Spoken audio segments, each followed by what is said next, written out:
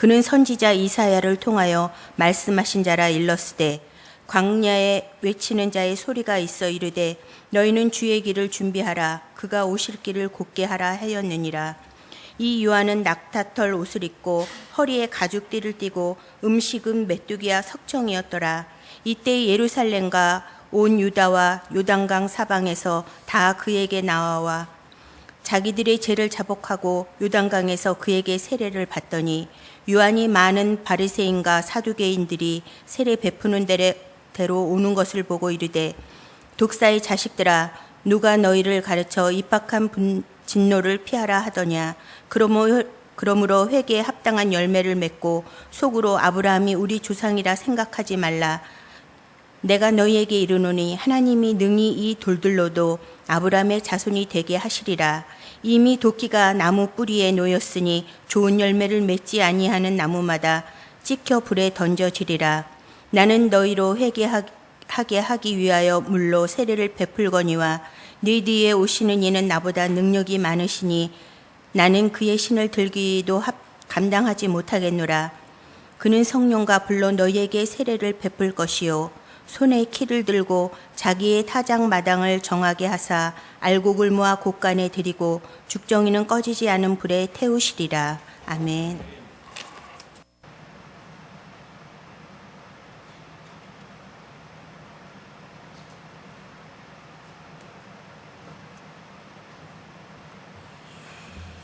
우리 하나님께서 성도 여러분들을 너무도 사랑하시는 줄로 믿습니다. 그 사랑 가운데서 성도 여러분들의 모든 기도의 제목 이제 우리 몇 개월 남지 않은 가운데 있습니다만은 꼭 들어주셔서 하나님의 응답하시는 열매로 성도 여러분의 삶의 자리에 풍성하게 채워주시기를 간절히 축복합니다.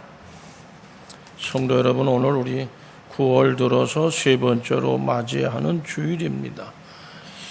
거룩한 날 거룩되이 지킬 수 있는 믿음을 저희들에게 주셔서 오늘도 예배에 참여하며 하나님을 향해 성호 찬양을 올려드리고 하나님을 영화롭게 하는 그런 예배의 자리로 주 앞에 나오게 해주신 것을 참 감사드립니다.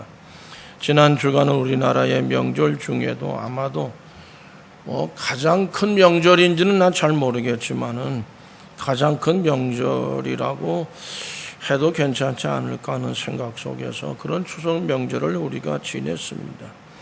아마도 온 나라가 다 들썩들썩하지 않았나 그렇게 생각이 됩니다.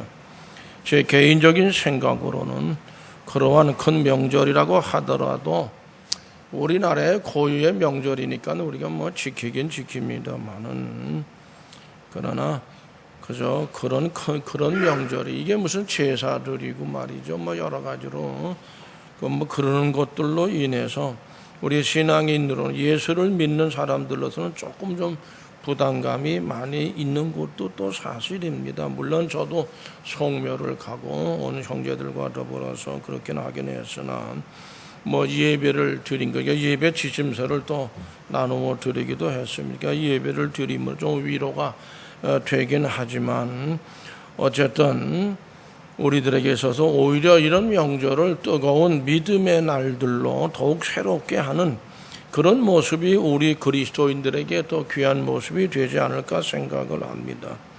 이런 생각은 제 개인적인 생각일 뿐입니다. 모두가 다 반드시 그렇게 해야 된다 그렇게 생각하지는 않지만 그러나 개인적인 생각이라 하더라도 다 그렇게 됐으면 좋겠어요. 모두 예수 믿는 사람들이. 성도 여러분, 골동품의 재료는 뭐로 되어 있죠? 흙이죠. 물론 고룡터니 특별한 어떤 흙이 있긴 있습니다만은 근데 골동품이 굉장히 가치가 굉장히 높아요. 굉장히 비싸.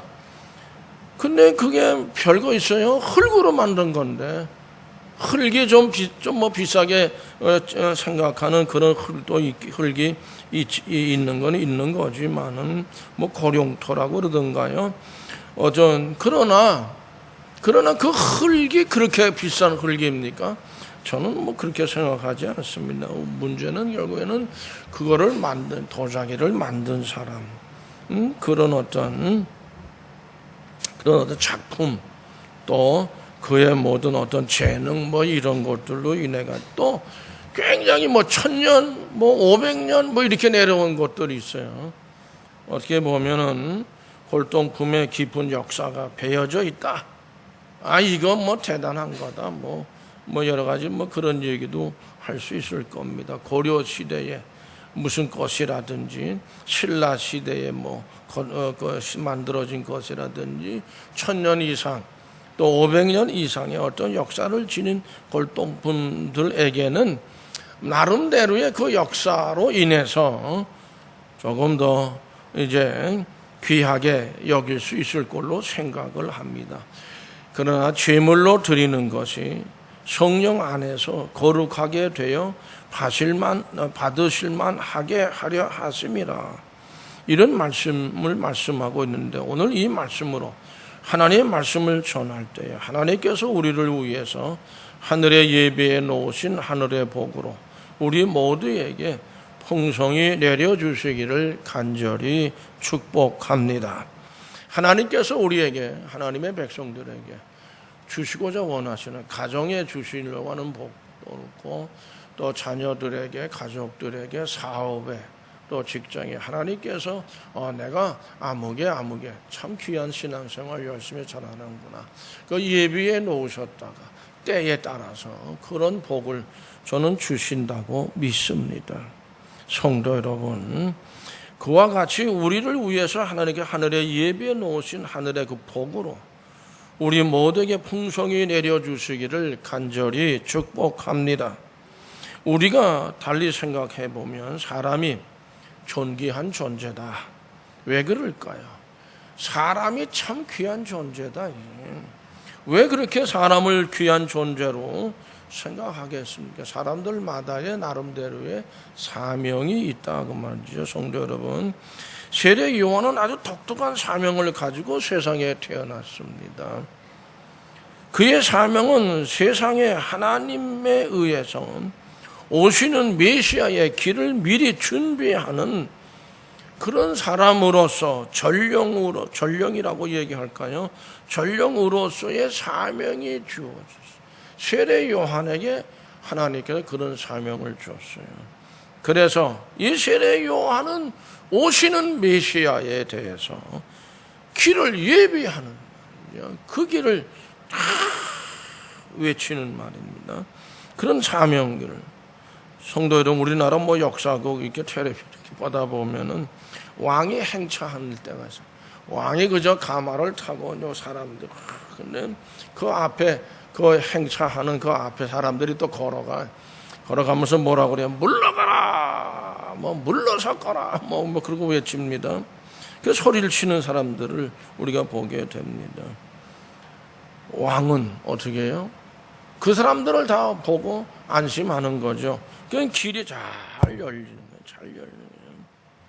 그러니까 그냥 안심하고 지나가는 거죠. 사람들이 다 고개 숙이고 절하고 왕이 나가는데 누가 무슨 일을 하겠어요. 결국에는, 근데 그게 물러가라 이런 사람이 없으면 어떻게 될까요? 아마 왕의 행차라 하더라도 여러 가지로 많은 어려움이 있을 걸로 생각합니다. 어쨌든 왕이 안심하고 지나가도록 길을 예비하는 충성스러운 사람들이 있다. 그런 일을 감당하는 사람들이 있다. 결국 예수 그리스도 이 땅에 오시는 데 있어서 그 길을 회개하라, 물러가라 얘기는 안 했지만 이제 하나님이 보내시는 메시아가 오신다는 거예요. 세례 요한은 그 사실을 외치고 있는 겁니다.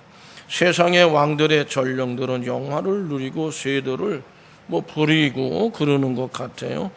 그러나 왕중 왕이신 하나님의 아들 예수 그리스도의 전령인 세례 요한은 어떠했습니까? 그렇지 못해요. 대우받지 못했습니다. 권력을 쥐고 휘두를 만한 그런 자리도 아니고 그런 일도 아니었었어요. 오히려 광야에서 거친 음식을 먹으면서 약대털, 낙타털로 만든 그런 그 털로 몸을 가리는, 그리고 살았어요. 광야에서 그러나 조금도 어김없이 사명을 이루어 가신 위대한 하나님의 사람, 그 사람이 세례 요한이었다고 저는 생각합니다. 뭐 옷도 제대로 못 입고 말이죠. 먹을 것도 제대로 못 입고, 잘 갖추어진 집에서 사는 것도 아니고 들에서 살았다. 성도 여러분, 그러면서도 자기의 사명을 다했다. 어떤 때로는 우리들도 대접받고 싶고 말이죠. 또 내가 어떤 일을 했을 때, 참 대단하다.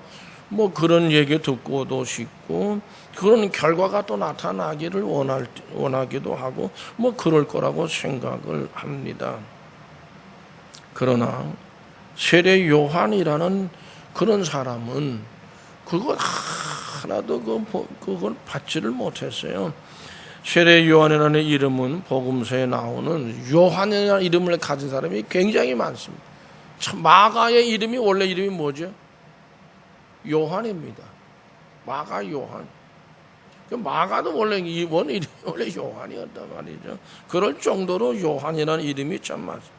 너무 요한이라는 이름이 많다 보니까 그 구별하기 위해서 세례 요한이라고 이름을 했고, 그렇게 불렀고, 그렇게 구별을 했습니다, 사람들이. 그의 아버지는 누구죠? 사가랴라고 하는 사람이죠. 제사장이었습니다.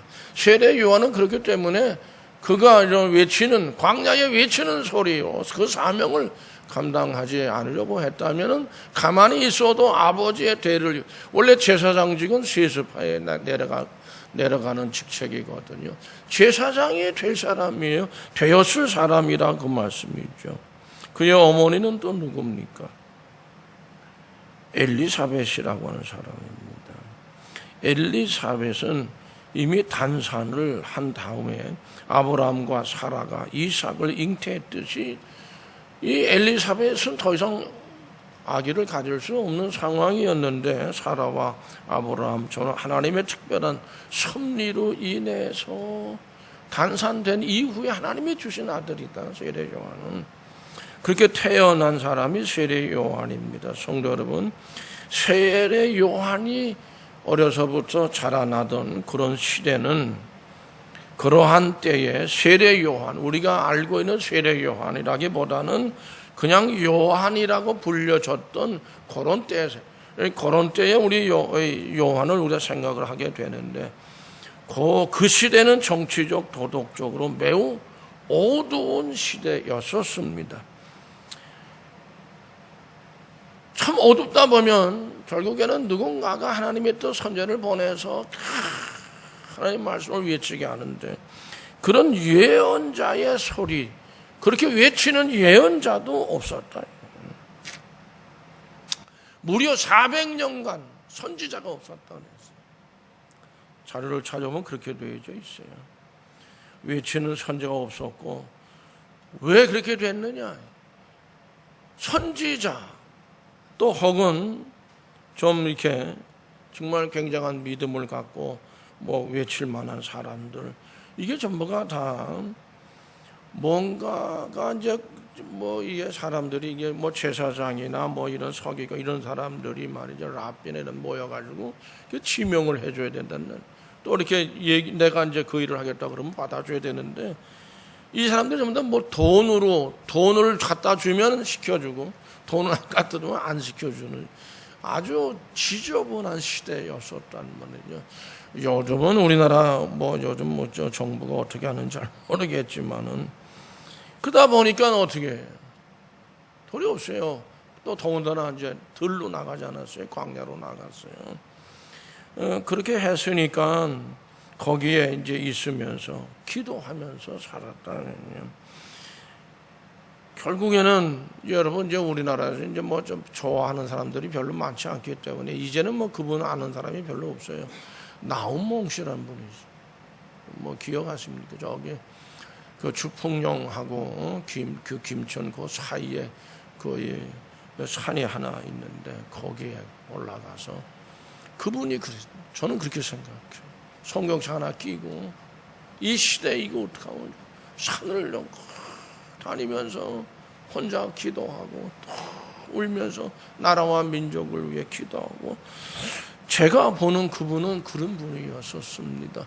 저는 뭐 청담교회 왔을 때도 어떤 때 시간 될 때 그쪽으로 가서 뭐 일주일 정도 있다 오고 하던 그런 경우도 있었습니다만은, 어쨌든 결국 세례 요한도, 세례 요한의 모습이 나는 그분의 모습이 세례 요한의 모습이었다 이렇게 생각합니다.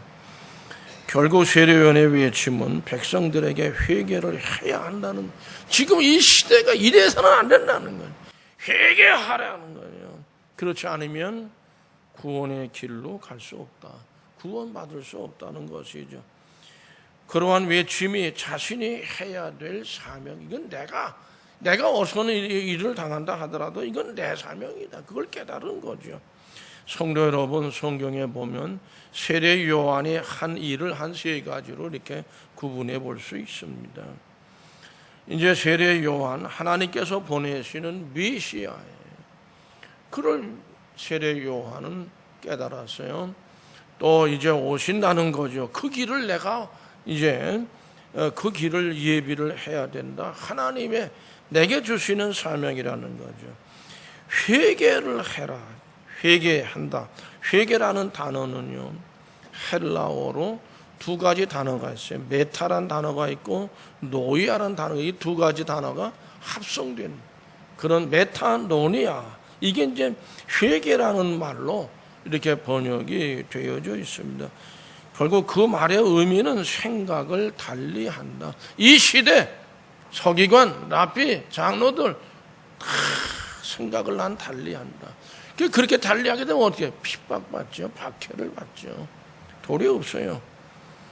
삶의 방향과 사고 방식과 생각을 달리한다고 하는 뜻을 가지고 있는, 하나님의 뜻을, 하나님의 뜻이죠. 뭐 아무나 다 나는 너하고 생각이 달라 뭐 이렇게 얘기하는 그런 게 아니고, 결국 하나님의 뜻을 사모하다 보니까 이게 그 세상 사람들 뿐만 아니라 또 뭐 열심히 하나님을 믿는다고 하는 서기관, 랍비 뭐 이런 사람들 몽땅 다 그들과 나는 다른 거예요. 세례 요한은 달랐습니다. 사는 데 있어서 생각의 방식이나 방향에서 대전환을 가지고 있었어요. 이 세례 요한이 이제 앞으로 이 땅에 이 많은 하나님 나라의 백성이 되기 위해서는 나도 그렇고 다 회개해야 된다. 그것이죠. 하나님 앞에 자신이 얼마나 큰 죄인인가 하는 것을 깨닫고 자신의 죄를 자백하는 일이 바로 주님을 영접하는 길이라고 하는 것을 말씀한 겁니다. 이런 말씀을 들은 이스라엘 백성들은 마음에 찔렸어요. 요단 강가에 나갔습니다. 요한이 세례를 주고 있었어요. 그러다 회개하는 사람들 세례를 받았어요. 바리새인들과 사두개인들에게도 회개에 합당한 열매를 맺지 아니하면 너희들이 다 성경을 많이 안다 하더라도 저거 찍어서 불에 던지움을 받게 될 것이다. 그렇게 경고도 했어요. 성도 여러분, 별로 인기 없는 사람이어서 세례 요한은 그렇기 때문에 남의 어떤 그런 부분을 자꾸 찔리는 사람은 누가 좋아합니까? 안 좋아하죠. 그래도 자기 사명이 그런 것이었다. 계속 외쳤습니다. 성도 여러분, 신앙생활에서 그러한 회개가 없다고 한다면 은혜 받을 수 없습니다. 은혜가 임하지를 않습니다. 축복 받을 수 없습니다. 회개 없이 구원의 확신도 없고 또 거듭남에 대한 체험도 없게 되는, 성도 여러분, 우리는 우리 주님께서 나의 죄를 용서하여 주신 용서에 대한 확신을 가지는 체험이 있어야 됩니다. 저는 고등학교 2학년 때까지 그런 게 저는 없었어요. 저도 거듭남에 대한, 예수님이 내가 엄청난 죄인이고 예수님이 내 죄를 위해서 용서하시기 위해 십자가에 못 박혀 피 흘려 죽으셨다. 그 믿음이 저는 없었어요. 고등학교 2학년 때까지. 수요 예배로 좀 생각합니다. 이름이 제가 기억이 나요. 김 무슨 권사님이 기도하는데 그때 제가 거기서 뭐 말도 못해요. 목사님 설교도 길어지고 내가 하도 우니까 그때서야 저는 그런 체험을 하고, 그러고 나서 이제 뭐 사건이 많습니다만 어쨌든 그랬었어요. 성도 여러분, 그런 체험이 있으십니까? 그런 체험이 있게 되면 다 목사 되는 건 아니에요. 정말 내가 죄인으로서 하나님 앞에 서 있구나. 나는 죽을 수밖에 없는, 예수님이 내 대신 죄에 대한 희생 제물이 되셨구나. 성도 여러분, 세례 요한, 죄를 용서하여 주신 용서에 대한 확신을 가져 그 가운데서 사람들에게 그 죄인이라고 고백하는데 다 세례를 줬다.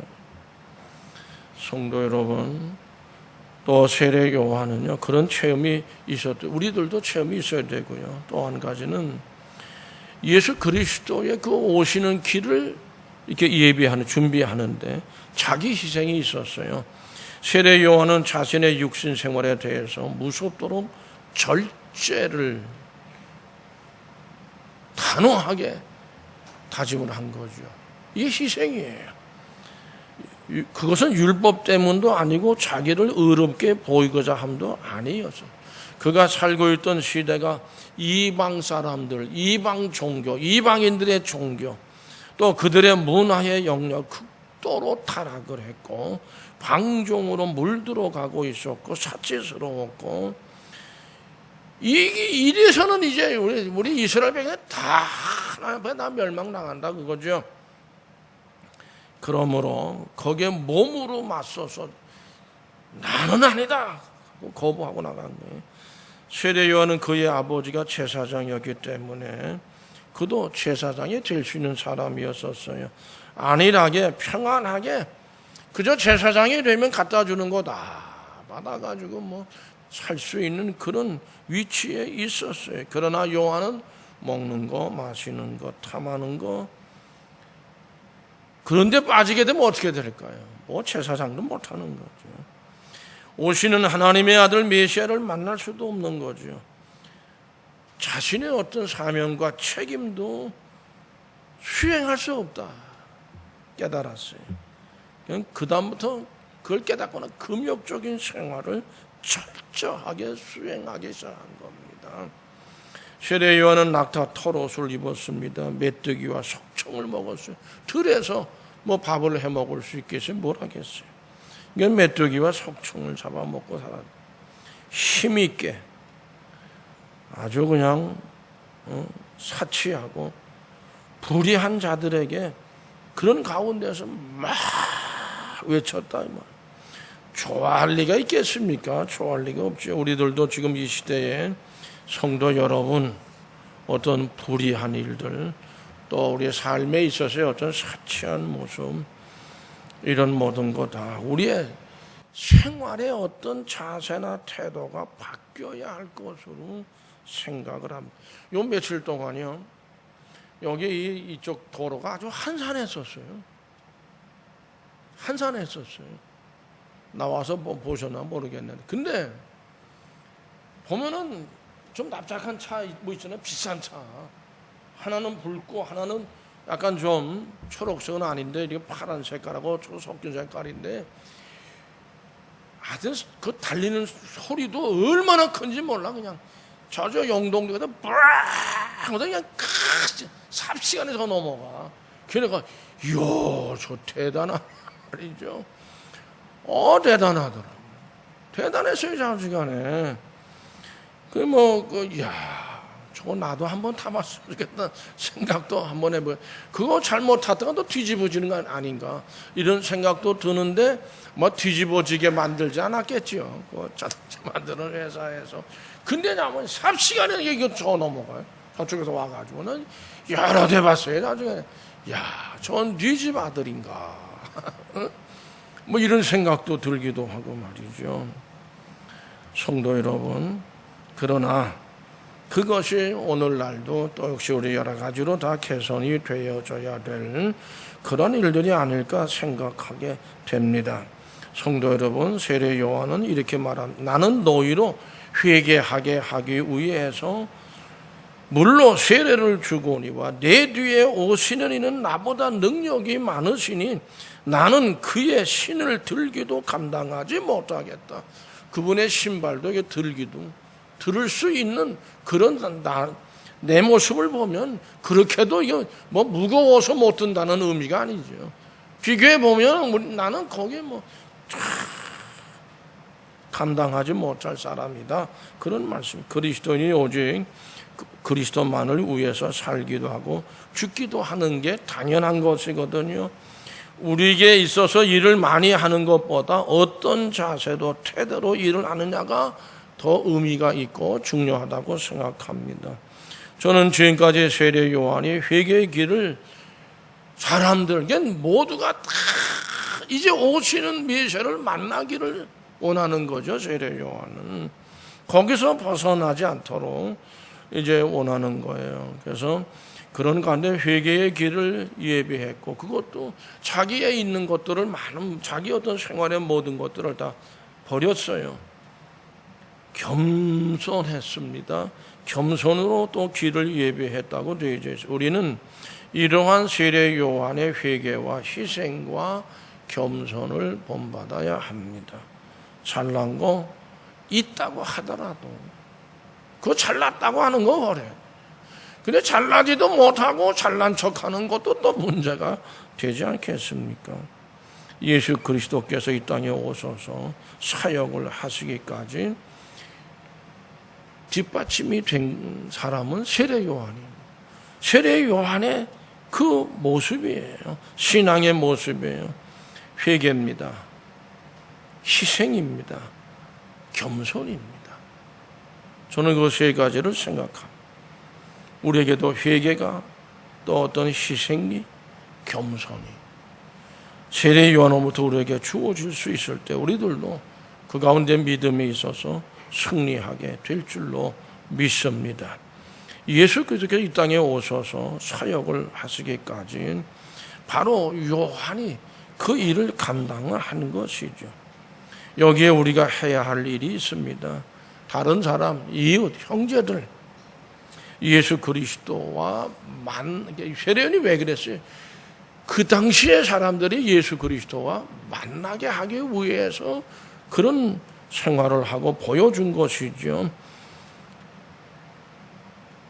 우리의 예비할 길이 있는 겁니다.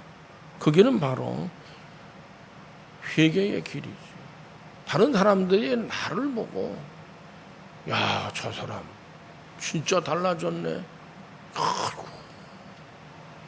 회개란 말은 잘 모르고 그래도 야, 완전히 옛날 사람 아니네. 이런 모습으로 말이죠. 그런 모습 우리가 새로워질 그게 바로 그들 앞에 서서 예비해주는 길 아니겠습니까? 우리의 회개가 일어나야 된다고 생각합니다. 회개를 본받는 길이 일어나야 되고요. 죄도 본받는 길이 있어야 됩니다. 또 믿음도 본받는 우리가 되어야 합니다. 희생도 있어야 합니다. 희생이 없이는 아무런 열매 맺지 못하게 될 겁니다. 겸손도 배워야 합니다. 오만한 자는 여러분 전도 열매 맺을 수 있을까요? 저는 열매를 맺지 못할 거라고 생각합니다. 겸손은 우리 사람들이 참 좋아합니다. 참 겸손한 분이다. 사람들만 좋아합니까? 하나님도 좋아하시는 것이 아닐까 이렇게 생각합니다. 인간들은 사람들은 어떻게 보면 신앙 생활 열심히 하고 참 아름답게 하는 사람 보면 다 좋아하죠. 예수 안 믿는 사람도 좋아해요. 저 사람은 예수 믿는데 정말 예수 믿는 사람이라고. 나는 교회를 안 나가지만 뭐 그렇게 얘기하는 경우도 있어요. 그러니까 우리 모두가 다 그런 사람. 그게 세례 요한의 믿음의 모습을 본받는 모습 아니겠습니까? 복음의 열매가 없는 것은 회개도 없는 거예요. 희생도 없는 거예요. 겸손도 없기 때문에 열매도 없는 겁니다. 이러한 모습들 우리가 모두가 다 말씀 안에서 예수 그리스도의 은혜 가운데 극복해야 될 모습인 줄로 믿습니다. 기도하시겠습니다. 우리 아버지, 회개, 희생, 겸손 우리 가운데 내 신앙생활 가운데 풍성케 해주셔서 복음의 열매를 많이 맺을 수 있게 하시고